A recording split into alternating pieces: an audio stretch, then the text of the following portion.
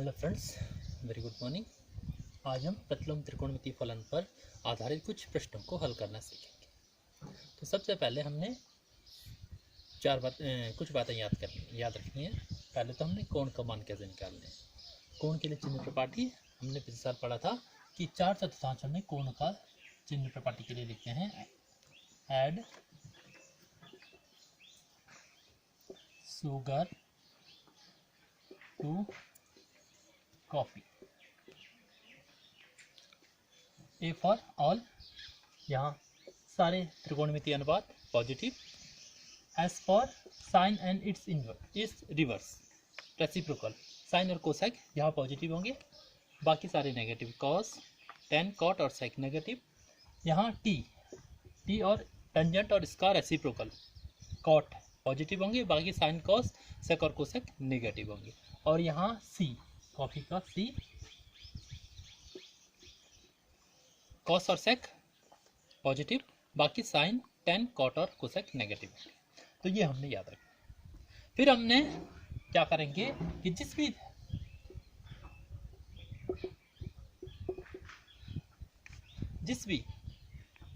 प्रतिलोम त्रिकोणमितीय फलन का मान निकालना है, पहले हम उसके लिए कोण का मान निकाल देंगे। बिना चिन्ह के हम लिख देंगे, इसको लिखेंगे x equal to sine alpha.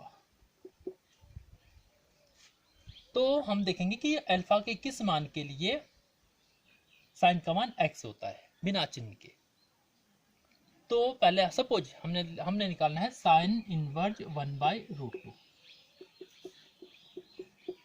हम इसको पहले x मान लेंगे, sine inverse 1/√2 equal to x। तो ये हो जाएगा हमारा x equal to sine 1/2। Sorry, ये हो जाएगा हमारा sine x is equal to 1/2। अब हम देखेंगे कि x के किस मान के लिए साइन का मान, x के किस कोण के लिए साइन का मान 1/2 होता है। तो हम जानते हैं कि x इक्वल टू 30 π/6 के लिए साइन का मान 1/2 होता है। और साथ ही साथ पाई माइनस अल्फा मतलब π-30 अर्थात 150 के लिए भी साइन x का मान 1/2 होता है। तो हमने देख लिया कि हमने सबसे पहले देख लिया कि x के किस मान के लिए प्रथम चतुर्थांश का कोण निकाल लिया। x इक्वल टू π/6 के लिए क्या होता है, साइन x 1/2 होता है। तो इसका दूसरा मान के लिए निकालने के लिए हम क्या करेंगे कि ऐड शुगर टू कॉफी की सहायता से चिन्ह ले लेंगे। यहाँ चिन्ह पॉजिटिव है तो साइन दूसरे चतुर्थांश में भी पॉजिटिव है। तो मतलब ये जो कोण होंगे, एक तो पहले का होगा, दूसरा कोण दूसरे चतुर्थांश का कोण होगा। और दूसरे चतुर्थांश का कोण निकालने के लिए हम यहाँ लिख लेंगे π-θ, यहाँ की थीटा इक्वल टू, यहाँ इस स्थिति में π/6 है। तो दूसरा कोण हो जाएगा हमारा π-π/6 अर्थात ये जाएगा 5π/6। ये दो कोण आ गए हमारे इसके लिए। x के दो मान हो गए, एक π/6 और एक 5π/6। अब हमने देखना है कि इनमें से कौन सा कोण इसका मुख्य मान होगा। मुख्य मान के लिए हम इस प्रतिलोम त्रिकोणमितीय फलन की परास ले लेते हैं, रेंज ले लेंगे। हम जानते हैं कि साइन इनवर्स की जो रेंज होगी वो -π/2 से π/2 के बीच में होती है, अर्थात इस चतुर्थांश से इस चतुर्थांश के बीच में होती है। अब क्योंकि ये π-θ अर्थात 5π/6 वाला जो कोण है वो दूसरे में है, तो इसको हम छोड़ देंगे, इसको हम नहीं लेंगे, क्योंकि हम लिख देंगे ये 5π/6 is not in the interval -π/2 to π/2 आता है। इसका जो मुख्य मान हो जाएगा साइन इनवर्स 1/2 लिख दिए। 1/2 का मुख्य मान क्या हो जाएगा,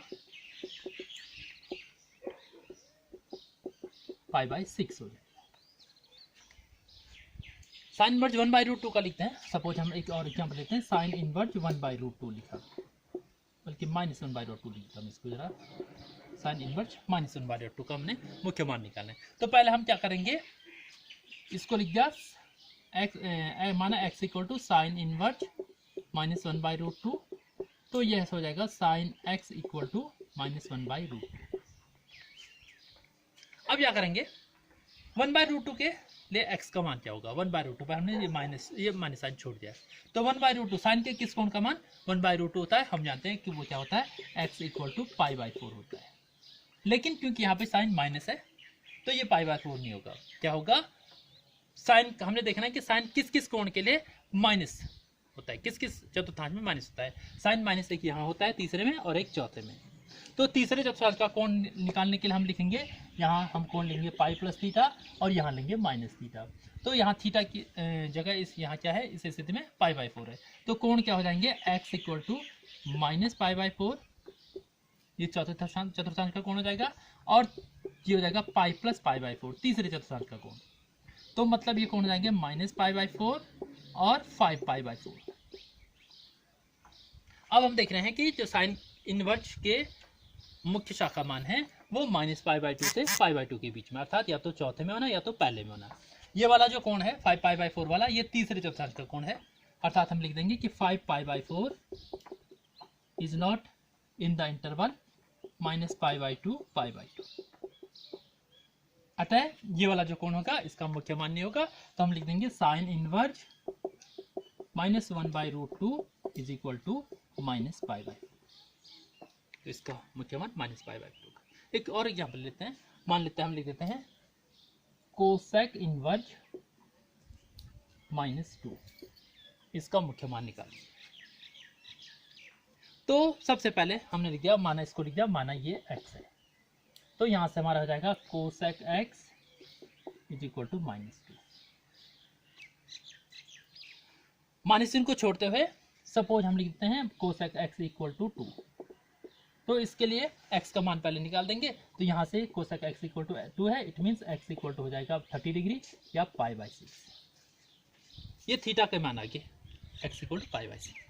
अब हमने इसका चूंकि यहाँ cosec x equal to minus 2 है, तो माइनस के लिए देखना है कि माइनस कोसेक कहाँ कहाँ होता है। यहाँ इन दो जगह तो कोसेक पॉजिटिव होता है, इन दो जगह कोसेक नेगेटिव हो जाएगा। तो कोण या तो तीसरे में होगा या तो चौथे में होगा। तो cosec x equal to minus 2 के लिए इसका जो मान हो जाएगा x equal to pi plus pi by 6, तीसरे चतुर्थांश का मान हो जाएगा, और माइनस पाई बाई 6 ये चौथे चतुर्थांश का मान हो जाएगा, या ये हो जाएगा आपका 7 पाई बाई 6 और माइनस पाई बाई 6। अब इसमें भी हम क्या देख रहे हैं कि ये जो 7 पाई बाई 6 है तीसरे चतुर्थांश का जो कोण है वो कोसेक के रेंज में नहीं है, कोसेक इनवर्स के रेंज में नहीं है, कोसेक इनवर्स के परिसर में नहीं है। तो हम बोलेंगे कोसेक इनवर्स की जो रेंज होती है, ये जो 7 पाई बाई 6 है, this is not in the interval minus pi by 2 pi by 2 minus 0। तो हम क्या कहेंगे कि ये वाला जो मान होगा वो x का मुख्य मान नहीं होगा, अतः कोसेक इनवर्स माइनस 2 का मुख्य मान हो जाएगा माइनस पाई बाई 6। तो इस तरीके से हम इनको ऐसे कॉस टेन कॉट सेक सब के लिए हम कर सकते हैं। तो हमने करना क्या है, पहले हमने बिना चिन्ह के x का मान निकाल देना है, फिर देखना है कि वो चिन्ह सहित वो किस किस चतुर्थांश में आ रहे हैं। चतुर्थांश के लिए यहाँ कोण थीटा हो जाएगा, यहाँ पाई माइनस थीटा, यहाँ पाई प्लस थीटा और यहाँ माइनस थीटा। अब इनमें से एक कोण ऐसा होगा जो कि उस प्रतिलोम त्रिकोणमितीय फलन के परिसर में नहीं होगा, उस कोण को हमने छोड़ देना है, दूसरे कोण को हमने ले लेना है। एक क्वेश्चन पे और करते हैं। ये हमारा एक क्वेश्चन है, tan inverse minus 1 plus cos inverse minus 1 by 2 plus sign inverse minus 1 by 2 का मान ज्ञात कीजिए। तो हम पहले इनके लिए अलग अलग इनके मान निकालेंगे। पहले हम tan इनवर्स माइनस 1 का मान निकाल देंगे। tan इनवर्स माइनस 1 हम देखेंगे कि ये tan के किस कोण के लिए बिना चिन्ह के 1 जो है tan के किस कोण का मान है। तो हम जानते हैं कि tan के पाई बाई 4 x के पाई बाई 4 मान के लिए टेंजेंट का मान 1 होता है। अब माइनस 1 लेना है, तो किस कोण के लिए माइनस 1 होगा, तो माइनस 1 टेंजेंट का ऋणात्मक मान दो चतुर्थांश में होता है, एक दूसरे और चौथे। तो दूसरे चतुर्थांश का कोण हो जाएगा पाई माइनस पाई बाई 4 और चौथे चतुर्थांश का कोण हो जाएगा माइनस पाई बाई 4। मतलब ये हो जाएगा आपका 3 पाई बाई 4 और ये माइनस पाई बाई 4। अब क्योंकि टेंजेंट की जो रेंज, tan इनवर्स की जो रेंज होती है वो माइनस पाई बाई 2 से पाई बाई 2 के बीच में होता है, open interval minus pi by 2 से पाई बाई 2 के बीच में ये tan इनवर्स की रेंज होती है। ये वाला जो कोण है इस परिसर में नहीं है, इस रेंज में नहीं है, इसलिए ये वाला इसका मुख्य मान नहीं माना जाएगा। तो ये वाला माइनस पाई बाई 4 ही क्या होगा, tan इनवर्स माइनस 1 का मुख्य माना जाएगा। तो यहाँ पर हम क्या लिख देंगे, माइनस पाई बाई 4। इसी प्रकार cos इनवर्स माइनस 1 बाई 2। तो पहले हम देखेंगे कि cos इनवर्स माइनस 1 बाई 2 निकालना हमने, तो cos के किस कोण का मान बिना चिन्ह के 1 बाई 2 है। वो हम जानते हैं कि x इक्वल टू π/3 होता है। अब क्योंकि cos इनवर्स -1/2 है तो माइनस चिन्ह cos का जो है ऋणात्मक मान दो चतुर्थांशों में, एक दूसरे और दूसरा तीसरे में होता है।